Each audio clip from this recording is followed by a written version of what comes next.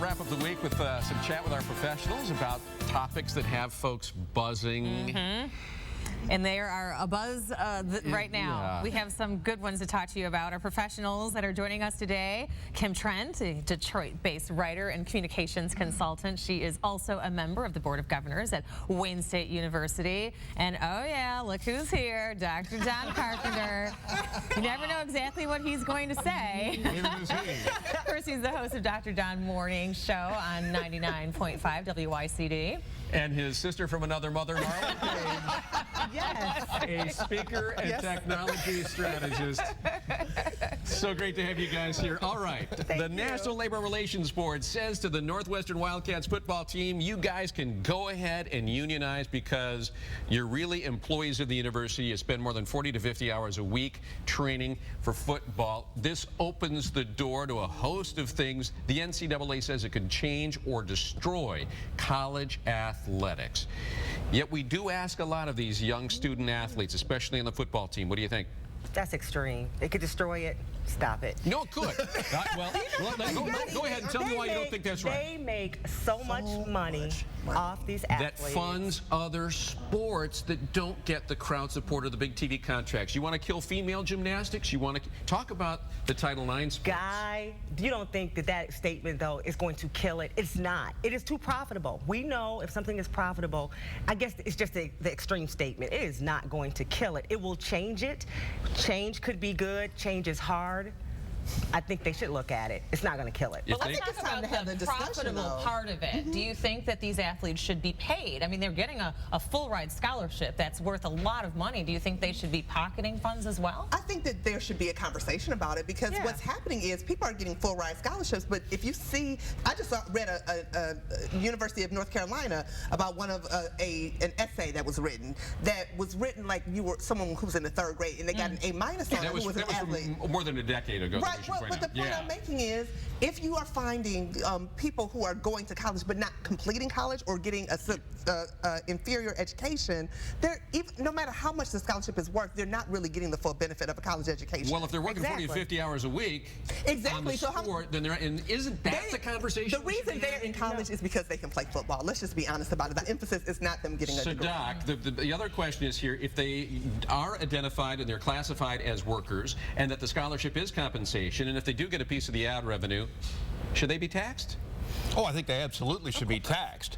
Personally, though, I'm really looking forward to union rules college football. I mean, halftime's going to have to go to an hour because that's how long the lunch hour is. The players union, they're a players union for the NFL. Come on. Well, sure, and then there's the whole senior. The same kind of exaggeration that there's a whole seniority issue. Workers' comp for the physical injuries these guys endure? Absolutely, and the seniority issue.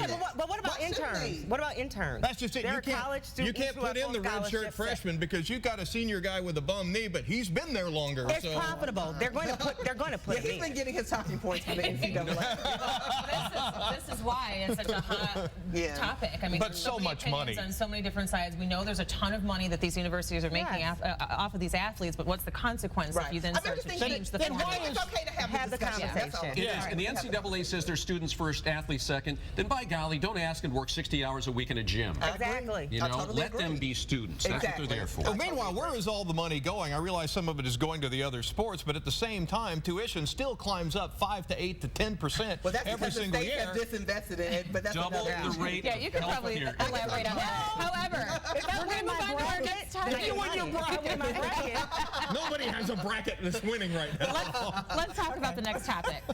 Snickers. Snickers has launched this new ad that plays off of the stereotype that women are objectified by construction workers. Take a look. I'd like to show you the respect you deserve. Yeah, well said. A woman's place is wherever she chooses. I appreciate your appearance is just one aspect of who you are. You know what All right, so at the end of the ad it says, you're not yourself when you're hungry. So the question is, do you think this is offensive to men or women, or is it just, you know, a funny ad? You guys all laughed at that. I thought it was hysterical. Listen, I'm a feminist. I'm very much a feminist, a proud feminist, but I don't see how someone described it as being sexist towards men and women. I just really don't get how it's sexist in any way. Because now, it's satire, isn't it? and but yeah, a stereotype is based in what folks perceive reality to be. So people think, for whatever reason, probably because it happens sometimes, the construction workers tend to catcall women. But I guess you're saying that all construction workers, I mean, we need to lighten up just a little bit. Yeah, I and thought you think about all of the Snickers ads and what they do with them. I mean, it kind of falls in line with the kind of theme that well, and construction workers, they really are, they're not that sexist. I've had them whistle at my backside. Well, I mean, you know, given what you got going on. Gotta give you that one. Were you a construction worker in the past? Marlon, you think it's funny? I think it's funny. I think it's hysterical. This is really funny. It's light. Now, when you yawn, does your spouse yawn with you? A key critical question in this study that was performed, I'm sure with federal dollars, it suggests if yawns are contagious between you and your partner or spouse, it shows strength in your relationship. You're connected. You share this thing. But if they don't yawn, oh, you better check out that relationship. So, who has the energy to even notice? Analyze this. If I'm really yawning, I'm probably too tired to even care if he's yawning or not. I mean, with all due respect to my loving husband, who I don't think he is yawning. I will be paying more attention, and I'm definitely. He just went to ESPN when you said that. You know. I think that's also hilarious.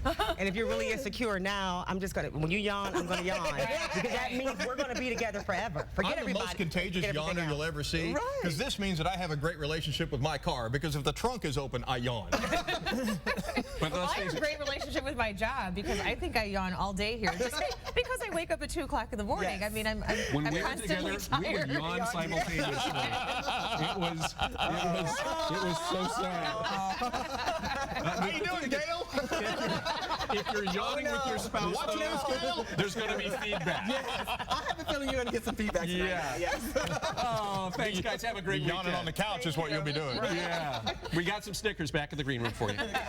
Next on Live in the D, Detroit's original Bad Boys back in action. Oh, are they ever? A great fundraiser last night and out